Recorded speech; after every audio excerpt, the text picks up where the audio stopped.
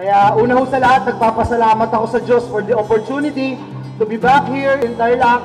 And of course, I wanted to thank our dear friend, Mayor Christy Angeles. Palakpakan po natin si Mayor Christy. Alam niyo po, hindi ako magtatagal na speech. Ang dahilan kung bakit po ako narito sa inyong harapan at narito, personal, dahil gusto ko pong taos-pusong magpaabot ng aking maraming salamat sa mga Tarlacenyo at lalo na po dito sa Tarlac City for making Joel Villanueva #1 last election. Kulang po yung salita para ipaabot ko sa inyo yung aking taus-pusong pasasalamat.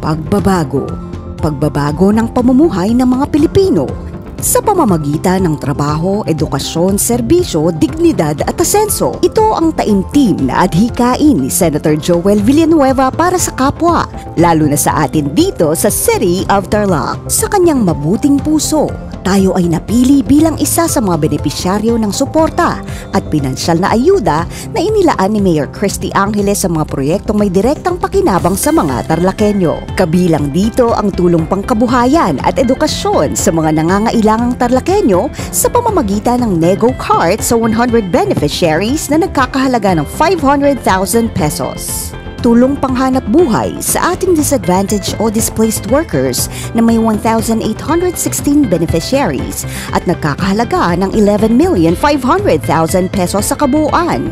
Assistance to Individuals in Crisis Situation o AICS na 2 million pesos para sa 665 beneficiaries. Scholarship grant para sa 395 college students. Paghahandog ng hospital assistance para sa mga kababayang admitted sa iba't ibang national government hospitals. Hindi maikakaila ang kanyang adhikain para sa mga mag-aaral at mga manggagawa sa pamamagitan din ng pag-sponsor ng mga batas para sa kanilang ikauunlad. Nagbigay rin si Senator Joel Villanueva ng pondo para sa mga infrastructure projects tulad ng local drainage canal sa Barangay San Nicolas sa halagang 10 million pesos, local road with drainage canal sa Barangay Santo Cristo sa halagang 10 million pesos, local road concreting sa Barangay San Jose sa halagang 23 million pesos at sa Barangay Mapalaksao sa halagang 4 million pesos. Multipurpose building sa Barangay Barasbaras sa halagang 20 million pesos at sa Barangay San Jose de Urquico sa halagang 10 million pesos. Multipurpose building completion sa Barangay Barasbaras sa halagang 30 million pesos. Construction of the west wing of the multipurpose building sa Barangay Barasbaras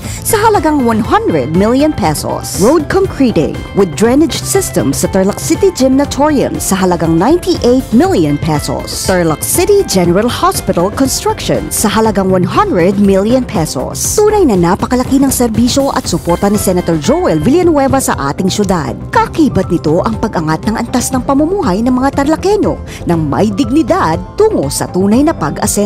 Ngayon, dahil sa patuloy na pakikipag-ugnayan ni Mayor Christy sa mambabatas, may paulan na naman na biyayang AICS para sa 665 beneficiaries na nagkakahalaga ng 2 million pesos sa kabuuan para sa mas progresibong Tarlac City. Po si Barangay Chairman Edmundo Jesus F. Ibarra Jr.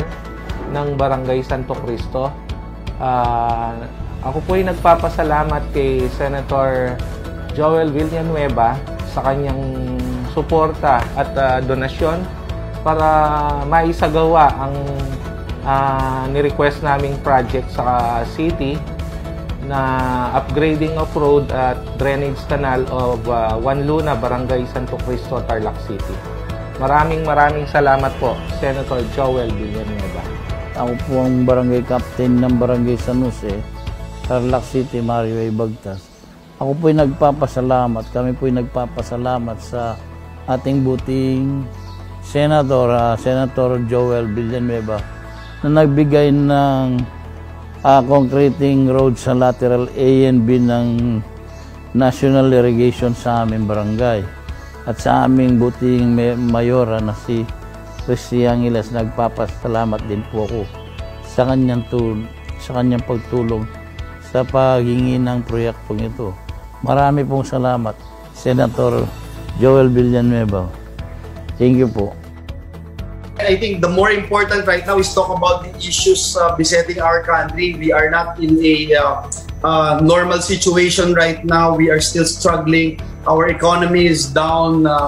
Worst experience natin the past 40 years. So we really have to put our acts together and do everything we can for our economy to bounce back and for our people to get back on their feet at magkaroon tayo ng pagkakakitaan, Karen. Yun ang isang pinakamalaki, no? Yung inflation, yung presyo ng bilihin, yung mga yan, opportunity to